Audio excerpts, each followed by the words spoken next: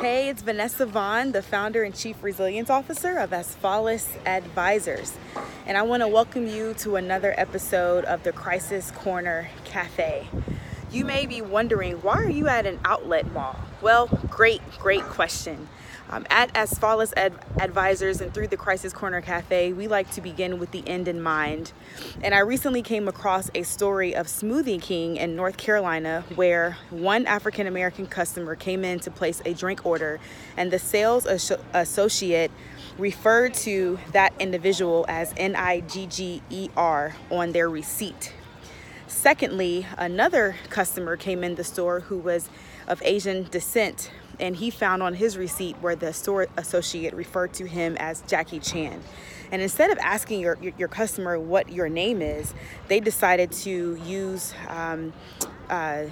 degrading and racially disrespectful language to their customers. And so Smoothie King in North Carolina, a couple of their stores closed due to taking the time to provide diversity and inclusion training. And all this comes in light for me as I think about Gucci with the blackface, Katy Perry and the blackface shoes, Sephora, who has also been in the news for racially profiling one of America's R&B artists. And the question for me comes up of, well, why does this keep happening? And that's a pretty broad question, and I think depending on where you are and your demographic and where you're from, you can think of a million different reasons as to why it keeps happening. But here's a couple things that I think about. One is, if your organization is not actively providing inclusion and diversity conversations, and it's really not a part of your company culture, then you're really not solving for the problem. And what companies seem to be doing now is following the trend of Starbucks and closing down stores to provide training. Unfortunately, for a billion-dollar company, closing stores where it may be an impact of $15 to $20 million loss is really nothing to a multi-billion-dollar company. The true question is how do you really change behavior, and how do you create a culture where that's unacceptable and people understand that that's not who we are as an organization. And sometimes we have to train one another, right? We can be unaware of those blinders that we may be walking around with. So I'm going to pose it to you. What do you think? Have you experienced that in a store? Has your company experienced that? What are you guys doing to prevent that or to mitigate that? Whether you work in retail, whether you work as a small business owner, whether you're in a major corporation, what true practices are you taking at the intersection of diversity, inclusion, and crisis management?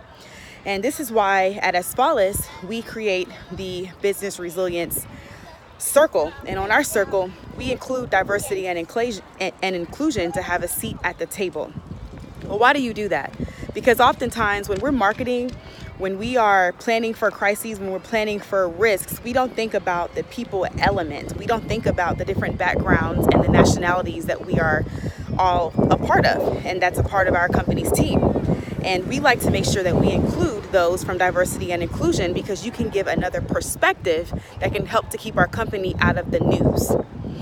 So that's why it's a good practice to make sure that you keep the right people at the table and that their voices are heard, but more importantly, you act on them. Secondarily, I would also recommend companies make sure that you're doing crisis management preparedness training and include your diversity and inclusion teams. They need to be a part of that conversation, because you're probably missing something if you're not actively looking for it. Again, my name is Vanessa Vaughn, the founder and chief resilience officer of Sephora Advisors. If this was something that's important to you and you know that your company has missed it, please go ahead and book us to be a speaker at your organization so we can talk more about diversity, inclusion, and the intersection of crisis management. Thanks.